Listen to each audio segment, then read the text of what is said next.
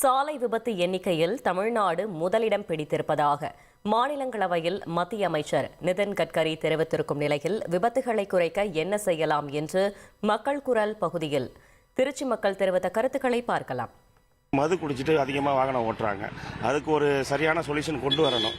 கொண்டு வந்தாலுமே அதை மீறி தான் பண்ணிட்டு இருக்காங்க. அதனால விபத்துகள் நடக்கிறதுக்கு வாய்ப்பு இருக்கு. ரெண்டாவது, ரோடுகள் சரியில்லை. ஏன்னா ரோட் டாக்ஸ் வாங்குறாங்களே தவிர அந்த ரோடை சரியான முறையில் பராமரிக்கிறது இல்லை. அதனால சாலை விபத்து அதிகமாக நடந்துகிட்டு இருக்கு.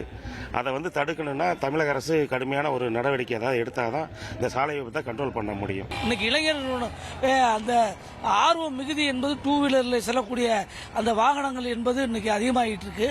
அதில் கொஞ்சம் இளைஞர்களுடைய கூடுதல் பொறுப்பும் கொஞ்சம் அதிகமாக்க வேண்டியிருக்கு.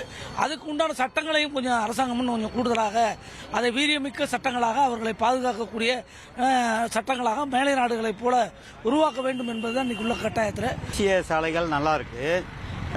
4 வே போட்டிருக்காங்க, 6 வே போட்டிருக்காங்க, அதெல்லாம் நீட்டாக இருக்கு. ஆனால் அந்த கிராமப்புற சாலைகள், மாவட்ட சாலைகள் இன்னும் மோசமாக தான் இருக்குது, குண்டும் குழியுமாக தான் இருக்குது. ஒரு மலைக்கு கூட தாங்க மாட்டேங்குது. காவல்துறையினர் ஹெல்மெட்டை செக் பண்ணுறாங்க. ஹெல்மெட் ஒரு மோசமான ஹெல்மெட் போட்டிருந்தாலும் சரி, அக்மார்க்கே இல்லாத ஹெல்மெட் போட்டிருந்தாலும் சரி, தலையில் ஹெல்மெட் மாதிரி வரைஞ்சிக்கிட்டு போனாலும் சரி, ஹெல்மெட்டை மட்டுமே பிரதானமாக எடுத்துக்கொண்டு இது பண்ணுறாங்க, ஃபைன் வாங்குறாங்க.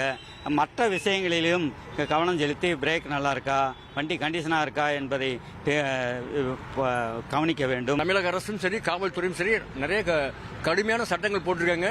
ஊடகங்கள் மூலியமாகவும் பத்திரிகைகள் மூலம் எவ்வளவு விழிப்புணர்வு கொடுக்குறாங்க. இருந்தாலும் இந்த தமிழகத்தோட இந்த சாலை வசதியெல்லாம் கொஞ்சம் பார்த்தீங்கன்னா மேடு பள்ளம்லாம் இருக்கு. அதுக்கு சரியான நிதியை மத்திய அரசு, மாநில அரசு கொடுத்து கொஞ்சம் சீர் பண்ணா கொஞ்சம் நல்லா இருக்கும். கவர்மெண்ட்லாம் சொல்றாங்க இவ்வளவு கிலோமீட்டர் ஸ்பீட்ல தான் போகணும்னு.